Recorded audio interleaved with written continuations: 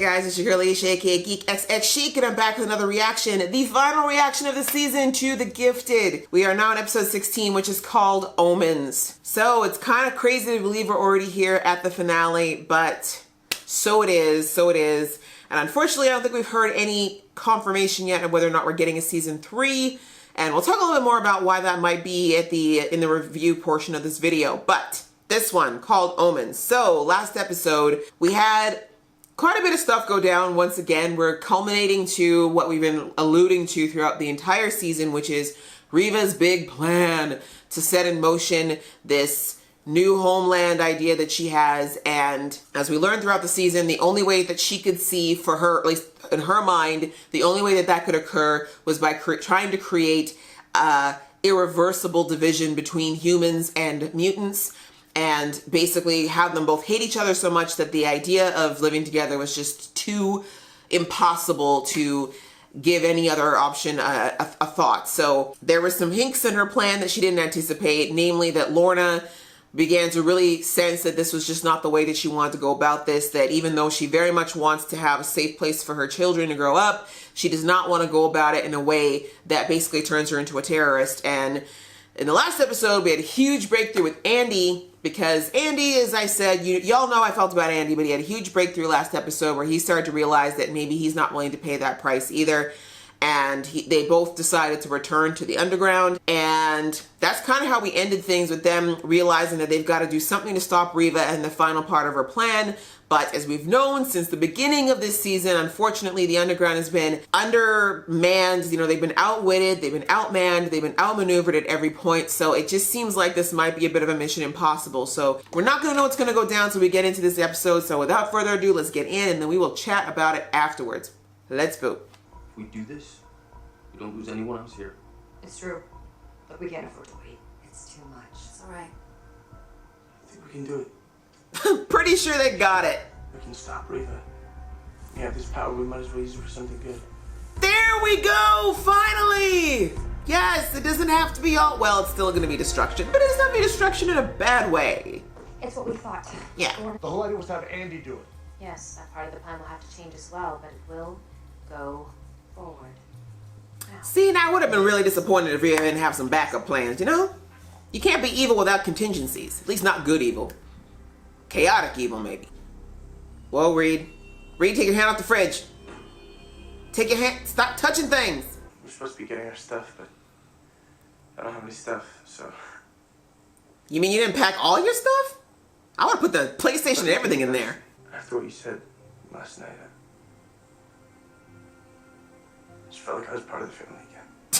Once you mentioned that we're all part of the murder company, I felt so much better about myself. Not the result. Just Shatter! burn it all. That hurt. Wow. All of this is my fault. A little bit, but Lorna. It is. it is. And Clarice died because of it. I put that a little bit more on Erg, but go off.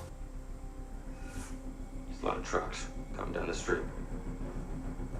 Ooh, his tracking's back. That's good.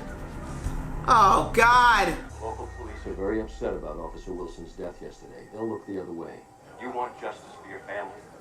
Now. Wow. Like a violin. I won't let you down. Can someone just kill him instantly? I want it to be quick. I wanted it to be slow before, but now I'm just over it. It looks like Riva took this personally. She's not the only one to take things personally. Yeah. John's like, I got shot in the chest like 8 times. I don't want to take any chances. I've got some guns in the storage room downstairs. Okay, Killer Git. You tell me that. I'm telling you now. Wow. Stay put. What kind I'll of be right other back. homicidal secrets do you got there, Kate? Andy's like, I really am at home. Just one quick little air knife. Just one air knife to the throat, Lauren. That's all I'm asking for. Here you go. Christmas lights, old recipes, and automatic weapons. Still working? Yeah, just some briefs for Monday. He said briefs. If it comes down to it, we might have to use Fenris. Take them all out. Whoa.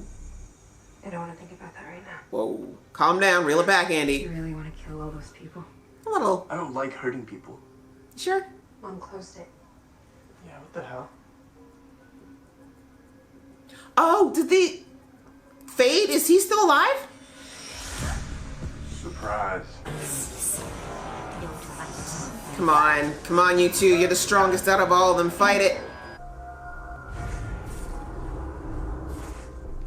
Okay, Clarice, I need you to stop messing with my man. Either show up or leave. You need a way through? I can make one. John, that is insane. There's no sacrificing, John. Brother, you know what they're going to do to you. Jace Turner took Clarice from me. True. He can't do anything worse. Oh. Ow! God, I hope you get to punch him in the dick before you go. Ooh, that face. Bring your tomahawk. Ah, yeah, we're putting on the war paint. It's about to get lit. Tomahawk, yeah, baby. Yeah, baby. It's getting real. Guys, this is gonna stress me out. I loved. Oh my God, it looks like in the comics. Oh. Guys, I don't know how I'm gonna feel if he dies. I'm not okay with it. I'm not okay. I won't be okay. Woo! Damn! Thank you. I love the biceps. Oh, really? The mail? But that's your cover, John. Oh, okay. I thought you were gonna throw it. Oh, I was right.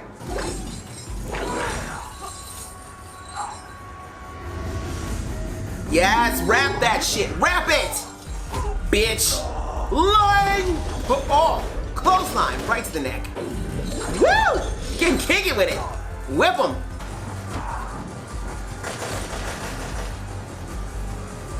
Ah, you fell for it, dick.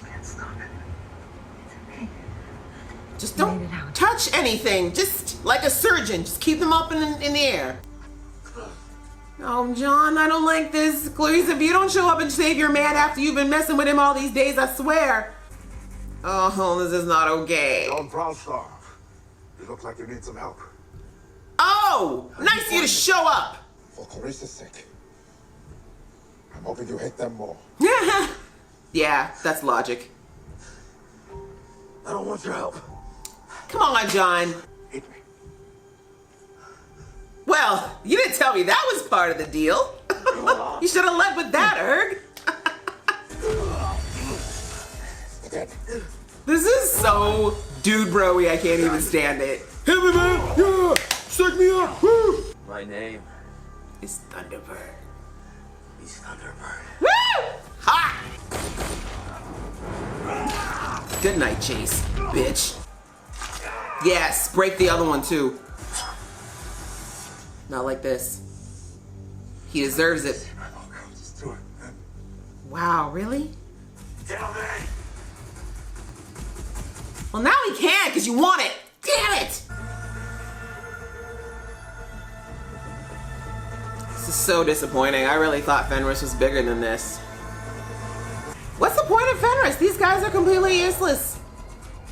So sad. They forced you to use your powers to do things that you hated.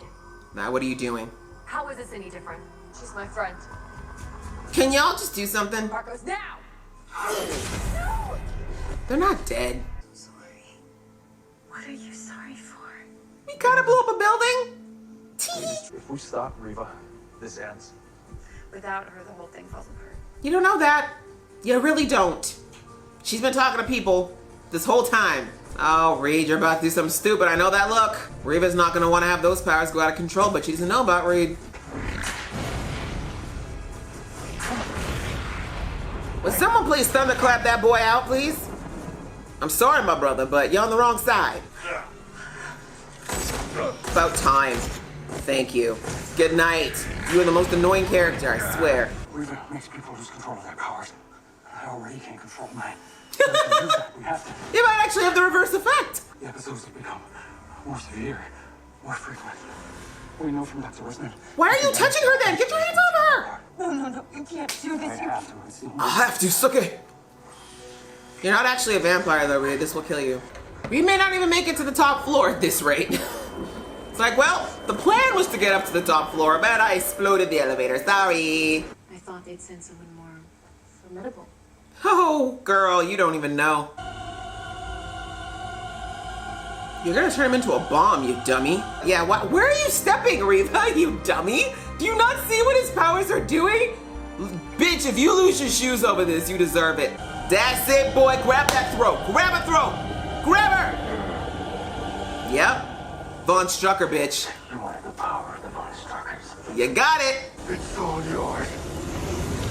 Woo! Be free!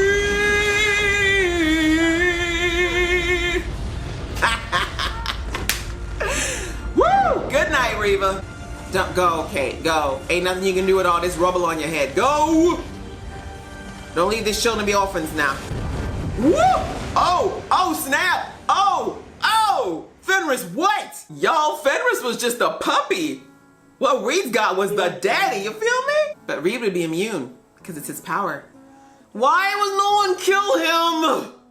You had one job, John. I don't think Reed's dead, y'all. He could be, but I really don't think so. Something's outside. I can feel it. There's something out there. Come on. You sure? Be a portal, be a portal, be a portal. Be a portal. Yay! Clarice! Come on, baby, pull on through, girl. Clarice? How? New abilities! Girl, you've been training and shit. You end the, I hate you. Well, y'all, that was the finale, season finale of The Gifted, which was called oMens. And yeah, obviously that was referring to Reed and the journey that he felt that he was on to up until this point. Kind of interesting. I watched, if you guys watch the AfterBuzz shows that are on the internet, I watch the one for The Gifted all the time. And one of the guys on the panel predicted very early in the season that they thought Reed would be the one who ended up sacrificing himself somehow, that like, they just kept predicting that Reed would die because of the arc that they were giving him, and also because they were wondering, like, or speculating that Reed was potentially an Omega level mutant with his power level. So, but I don't know. I don't completely agree with that. I also don't believe that Reed is dead. Here's my, okay, let's just jump into it right off the bat. Let me just give, like, since that was where I've jumped in, let's talk about that right there as far as the Reed's death. Here's why I don't think that Reed is dead. When we had Reed go to that purifier doctor, I can't remember her name now, she told Reed that his powers were unstable. If he didn't take the serum, he'd die. He has had pain associated with his episodes, all this other stuff. As I said, I don't believe her. I didn't believe her then, I still don't believe her now. I do believe, however, that his DNA was somewhat unsettled, and I think that that was a result of the blocker that his father gave him at a young age. I think whatever the blocker did, it disrupted a lot of Reed's powers and how they worked, because it was during, you know, as we all know, during your teens, your body is changing. You know, a lot goes on in your body, and if you start playing with things in that time of growth and change, it's very possible that things would go hinky. And I think with Reed's powers, there was probably just some missing things that needed to happen in order to have them stabilize and work like everybody else's powers. But because he had the inhibitor all those years, it just never got a chance to do that. So remember, the doctor said something along the lines of, like, if Reed's powers don't, or that if something happens, they would basically go nuclear, and that it could kill him. She thought it could kill him. But what I personally think is that Reed needed to do, like what happened at that tower is exactly what Reed needed to basically let off all that, I guess you could call it almost compressed or pressurized power that he's had for so long. And I bet you anything, it actually fixed him. I think he needed to have that big burst so that he could finally, like, his cells could actually stabilize and reset themselves the way that they should have been years ago. As we know, with most mutants are not, like, they're immune to their own powers, if that makes sense. So, like, if Marcos used his light beam on himself, it wouldn't hurt him because it's from him. Like, that's the way mutant powers have always worked. I don't believe that Reed was hurt by that burst. At least not from the powers point of view. Yes, Reva is now a puddle of goo, if there's even that much left, but I don't think Reed's body was affected in the sense of his powers hurting him. They never have, right? You see, like, he would touch his hands all the time. His clothes wouldn't even melt, for God's sake. You know what I'm saying? So he's immune to them. But I do believe that that release is exactly what he needed to stabilize his powers once and for all. So I don't think Reed is dead. I think he's very much still alive. I do think that maybe he might, knowing Reed, I think he might go off somewhere, or might have gone off somewhere, because of course, remember, Reed knows nothing about his powers or how they work. So I think he might go off somewhere thinking, if I just blew up the top of a building, my powers, if that happens again, I'll wipe out my family. I can't do that. So I can see Reed thinking he's got to go off as a nomad someplace and keep himself away from everyone he loves because he thinks that might happen again. And then if we get a season 3, please let that happen, then in the season 3 we might see Reed's journey to figuring out that his powers are actually fine now, and then he'll somehow make his way back. If this show does get another season, I think we're gonna see Reed come back, and like I said, it's just gonna be one of those things where he's gonna have to go through a journey of figuring out how his powers work. I always knew there was another level. I was like, I know Reed's powers have got to have more than this. There's got to be a way for them to be, like I said, either shot into a certain direction or something. And so I loved it. Like, we've never seen it go past his hands. This episode, his whole body was covered in it. I was like, yes, it was so cool. I'm so sad we had to wait to the finale to see that cool part of his powers, but it is what it is. I like the idea that they alluded to the fact that Reed has always kind of been looking for a cause, and before he knew he was a mutant and his children were mutant and he was out there fighting mutants, he really did think that maybe it was his calling to protect people. And he was wrong about how he was going about it, but you completely, like, this episode helped to solidify, which I kind of figured out in season 1, that Reed wasn't like a mutant hater per se. He just, between his father, you know, drilling into his head how bad mutants were because of what he'd gone through, and then of course seeing what happened on 7/15 and all these other things, I understand why Reed really did think what he was doing was for the protection of his family and for everyone out there. But as soon as he realized how wrong he was, you know, he just needs that cause. He's a little like John in that way, right? Like, they need causes to fight for. They do a lot better in life when they feel like, okay, this is my target, this is what I need to work towards, this is my goal, so let me at it. And that's kind of the way that Reed works. And so in this final moment, because Reed's been feeling so helpless where his powers are concerned, he finally felt like he'd be able to do something that would help everyone, which turns out to be the truth. I mean, that was a variable that even Reva did not account for, was that Reed's powers could end up being her demise. But more importantly, now that we're kind of, let's just dovetail into Reva, like, you think of all people, Reva would know better than to underestimate a Von Strucker. Especially, again, I have said this all season long, like, yeah, Andy and Lauren are kind of powerful, but Reed is a purer source of that blood. Do you know what I'm saying? Like, his dad was literally the culmination of the Von Strucker twins in one person. Reed is literally the next level distillation. You know, if you know how genetics work, Reed is more powerful than his kids. That's just the truth, especially like on their own. Like, individually, Reed is definitely more powerful than his kids individually. Together is debatable. But for Reva to actually think she could underestimate a Von Strucker, like, girl. And the fact that she walked all the way up to Reed within like inches of where he was disintegrating the floor, I was like, Reva, you are way too cocky, girl, and stupid. You saw him melt the corner of your couch and you're gonna step that close to him when you know that you're not, like, whatever his power is proof? You know what I'm saying? Like, and listen, I'm all for having confidence, but she was cocky with it. And I guess we needed that. I know some of you in my comments have commented throughout the season that she's not really the greatest leader, and I agree. Unfortunately, there are certain things that she did really, really well. And I feel like in the first half of the season, Reva was building up to be a really cool opponent and a really interesting and next level type of villain. But then I feel like in the back half of the season, it just kind of fell off. Like, first of all, we barely saw her. And then when we did, it just kind of felt like she wasn't really in control of anything.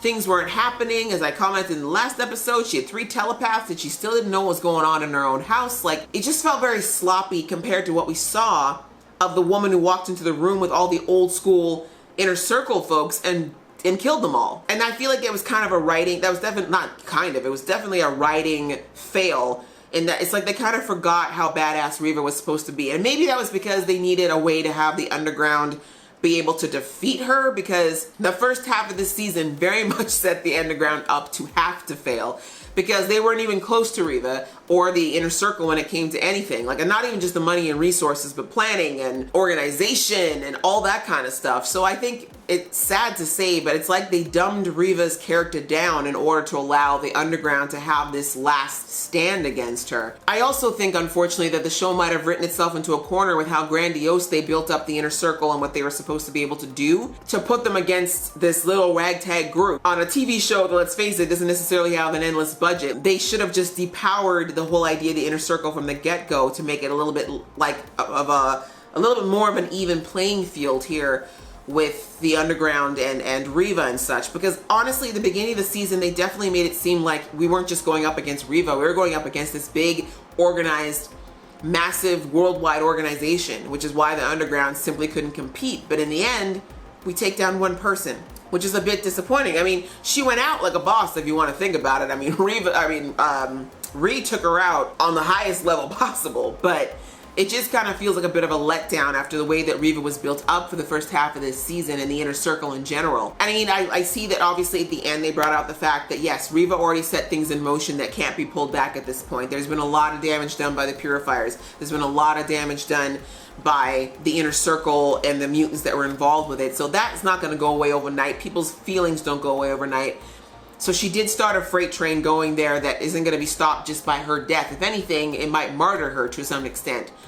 But it still kind of feels like the initial revolution ended with her, which is interesting. We'll see what happens if there is a season 3, kind of how we'll go from there. But yeah, the whole Reva thing, as I said, just as this overall kind of seasonal, like for a review of the season, first half of the season, Reva was great. I really, really enjoyed her as a villain and really respected kind of the way they were building her up. But in the second half, I just feel like, unfortunately, everything gets kind of dropped off for her. And she just kind of started to look sloppy and unnecessarily confident. And yeah, of course she ended up getting taken out by one guy in the end. You know what I mean? Like, one of the biggest things that disappoints me about a lot of these shows that are these network shows is that they don't take the time to really do full storytelling of everyone. And a really good story, you know, of course you have got your heroes and you've got your villains, but a really good story doesn't just tell the hero story. We should see the villain story too. We should be able to see through their eyes what they want and what they're thinking and actually understand how they're the hero of their own story. And I'm not saying they didn't do that with Reva. We definitely we got that one backstory episode of why she started on this path, but we didn't really get to see enough of her interacting with the other people in the inner circle or just anything else to kind of make us understand or feel why she would be a character that we would almost want to root for in some senses, but understand why we can't. On to what happened with Andy and Lauren. Again, a bit disappointing.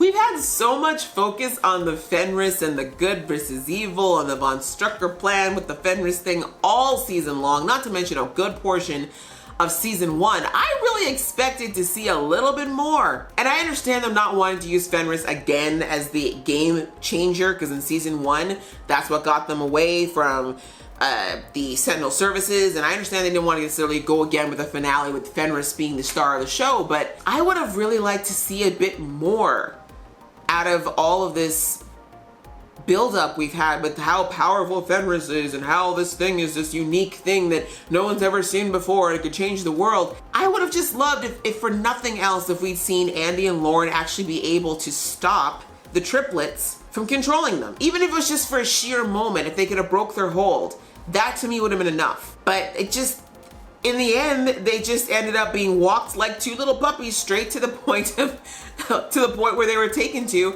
And Fenris was used against their will. So I'm like, what is the point of this thing? Is it even all that powerful? Have we been lied to for the last 2 seasons? Like, I just kind of got the impression that, like, Grandpappy Strucker would not have been able, like, I don't think that the triplets would have been able to have controlled Andrea and Andreas the way that they built it up. And so I was just a little sad and disappointed that we didn't get to see Andy or Lauren or the both of them combined being able to just be like, actually, no, we're stronger than you and we're actually gonna break this hold. Just kind of sad that in the end it took Lorna having a heart-to-heart with Esme in the middle of like a battle to be like, you said that you don't like to be mind controlled or forced to use your powers. Now what are you doing? Like, I don't know. That just felt a little disappointing to me. I would have really liked to, if nothing else, I would have loved to see that, especially if Andy and Lauren were going to be taken out of the final battle entirely, then why could we not have them do something where instead of this moment, or even if they had to destroy the building in order to set things in motion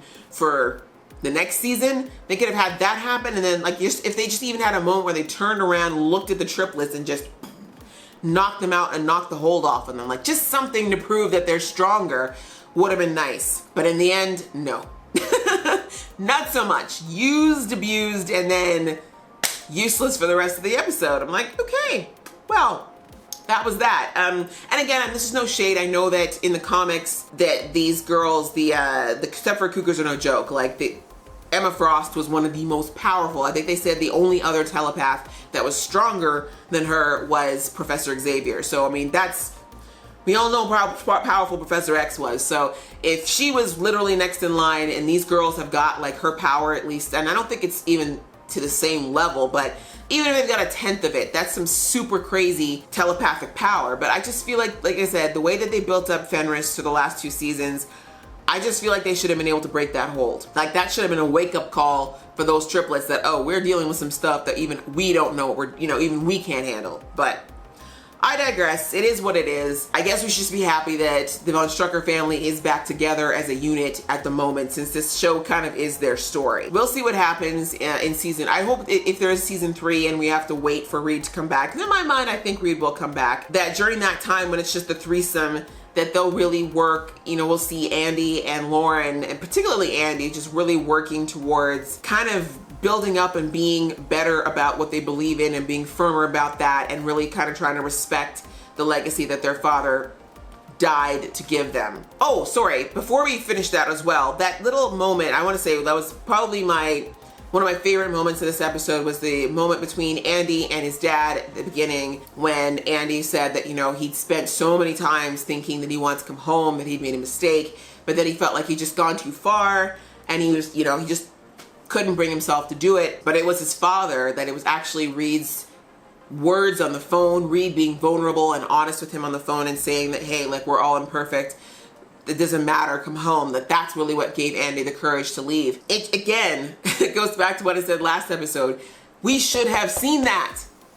As an audience, we should have seen that vacillation. We should have seen the back and forth. We should have seen those moments with Andy really truly doubting himself and doubting why he was there. All we got to see was the petulant teenager, and that's why he was so frustrating to me. They did it with Lorna. I don't know why they couldn't have done it with Andy. I feel like that whole situation that they had with Crazy Becky could have been used far better if they used her as the sounding board for us and as the audience to see that Andy was going back and forth about whether or not this is the right thing to do. Wasted opportunity there, and it just frustrates me that we didn't get to see that with Andy, but I'm glad we got to hear it at the very least. And then again, that moment was really sweet where, Reed just kind of pulled him in and was like, you're my son. I will always love you. You will always be my son.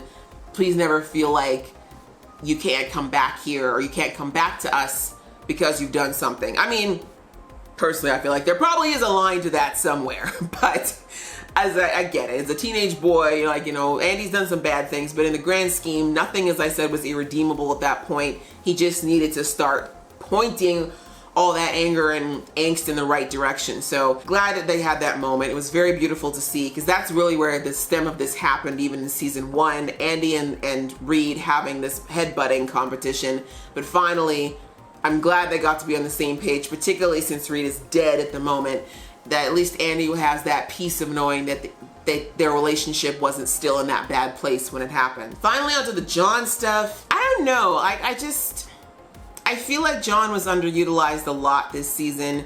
I liked in the first half of the season how they were taking him through this journey of being lost as a leader, having the thing that he was leading fall apart, his feelings of inadequacy, and how he was dealing with all these blows that the Underground took. Like, that was a very interesting and realistic storyline to take us through it with the leader of the Underground. But then I kind of feel like they just didn't know what to do with him. They kind of were like, him and Marcos both just kind of got this holding pattern of not really having anything to do, and then we just had John just recklessly running into dangerous situation after dangerous situation. No thought, no real leadership, just kind of going in to get his butt kicked. And it was sad and hard to see. And as I said, when Clarice left, I could understand where she was coming from, even though it broke my heart because I liked them as a couple. I was like, I get it. Like, she's like, you're not actually doing anything leadershipy here. You're just blindly running into danger and then coming back in pieces and expecting me to put you back together, and that's not fair to me. So it was understandable that she finally had enough. And also, even as a viewer, I was kind of a bit like, hey John, like, what's the point of this? Where are we going with all this self-destructive behavior? And even right now, towards the end, the last few episodes with Clarice dying, or at least him thinking that she died, it was just strange that the only way that they chose to deal with that outside of that great moment that I talked about between him and Marcos. But it's just him feeling her, you know, like him, you know, them serving the audience with, she's not really gone, or is she gone, with him saying, I sense her, she's everywhere, I can sense her. So, I don't know. In the end, again, we see that he's, you know, with him distracting the group so that they could get away. I was like, I'm really over John doing this whole, I gotta sacrifice myself because it's the only way sort of thing. Like, that's fine once in a while, but he shouldn't always have to be, like, John is bitter. He's better than that. Like, yes, I know that his power is essentially to be a punching bag, but he's more than that. And I'd like to see more of that happen. Like, I want to see more of his character growing outside of just being the guy who puts his hand on the ground and takes a beating. That aside, though, it was super cool to finally see the comic book version of John come out. You know, the biceps out, the war paint on the eyes, the tomahawk. Like, that was really sweet to see. It was great to get at least one callback to a real comic, true blue comic callback to a character in this episode. And so I enjoyed seeing that. And yes, he was a badass in that scene. I think he was, for the first time probably since the beginning of the season, he was fully at capacity, ready to kill some people, ready to wreck some fools, because he'd had enough, particularly with Jace being the leader of the pack yet again. An interesting moment, though, between him and Jace in that alley. I mean, Jace got a beating that I think all of us have wanted to see for a while now. Like, we've been waiting on that beating. Do I think that they made a mistake by not killing him? This is a bit of a conundrum, because obviously, I think yes, just in the sense of I'm so over Jace in the back and forth. I didn't even feel sorry for him when he was laying there saying, I want to see my daughter, just do it. No. All I'm saying is that Jace frustrates me to no end. And I'm over it. I don't care about this vacillating. Am I good? Am I bad? Am I a hater? Am I not? I'm over it. I don't care. I kind of wish he was dead. I don't want John necessarily to have been the one to do it, unfortunately, because John would not have been able to sit with that, even though Jace beyond deserved it. And I guess some might argue that since Clarice didn't actually die, he wasn't responsible, but I get it. In the end, when someone's begging you to kill them, it takes all the fun out. You know what I'm saying? It takes all the fun out of killing him. If he wants to die, it's like, well, no, I can't give it to you. If you want to die, then I'm helping you. No, ew. Probably frustrated the crap out of John that he said that. But also, murdering Jace in that moment would not have made him much better than Jace, quite frankly.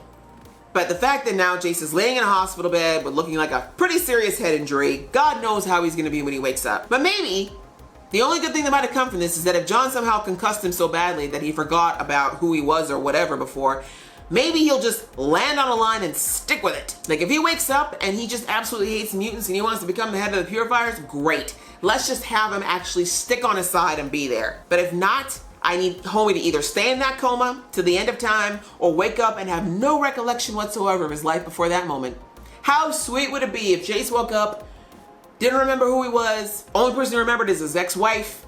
She shows up and she's like, oh, what happened? He's like, I don't know, I don't remember nothing. And she's like, good idea, clean slate. And they start all over and live happily ever after, the hell away from my TV screen. But yeah, that was basically all that really was covered in the finale. I mean, there's not really much to say about Polaris and Marcos. I've already said in numerous previous episodes that Marcos pretty much was on the bench for the majority of this season. Like, considering how much he went through with, you know, with Lorna and not being with his daughter and everything, I feel like the show really dropped the ball on giving us more good content with him. So there wasn't much to say. In this episode, he did what he normally did, which was flash lights at people and lasers, and then in the end, he got to see his baby. Didn't even get to hold her, but I digress.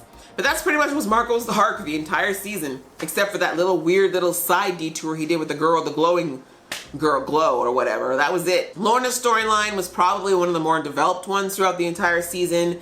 Seeing her go from the beginning of the season being very determined to stick with the inner circle and very much believing in what she's doing, to recognizing that maybe this isn't the greatest thing ever, to eventually realizing, holy crap, I made a horrible mistake, and doing everything she could to turn that ship around. Like I said, I think she definitely had the most well-rounded and well-written arc of the season. Glad that she's back. She's back where she belongs. Dawn is safe as it stands for now, so they're gonna be happy for 5 minutes, maybe. And then that finally brings us to Clarice showing up at the end of the episode. Again, I wasn't sure in the last episode if John was just kind of having a lot of memories, but they dropped a lot of anvils in the last episode that Clarice was not fully gone. And then with John still sensing her in this episode, I was like, yeah, she's definitely coming back. We're getting Clarice back in some way, shape, or form. So glad to see she's not gone. They went with the theory in the comic book she must have gone into another dimension or a pocket or something while she healed up. But she's come back. She now has daggers that open portals. That's a really cool new thing. She seems to be way more in control of her powers, which, thank you, we would have been much more helpful at the beginning of the season, but I digress. And apparently she needs to show them something. So wherever she opened that portal to, it looked pretty. What little we got to see in the hole, it looked like wherever they're going is not looking very good. Looks very dystopian-like. Maybe we're going to Days of Futures Past. Maybe we're going to that territory.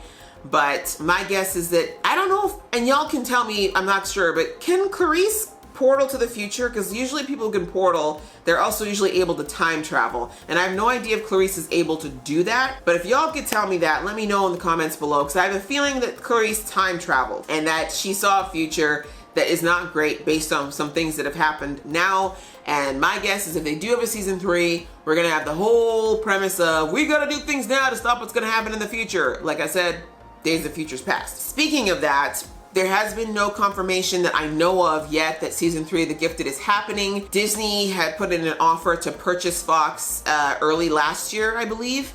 So I don't know how that's gone. I heard that there was there's all kinds of crazy corporate red tape that goes along with these types of things. And I don't know.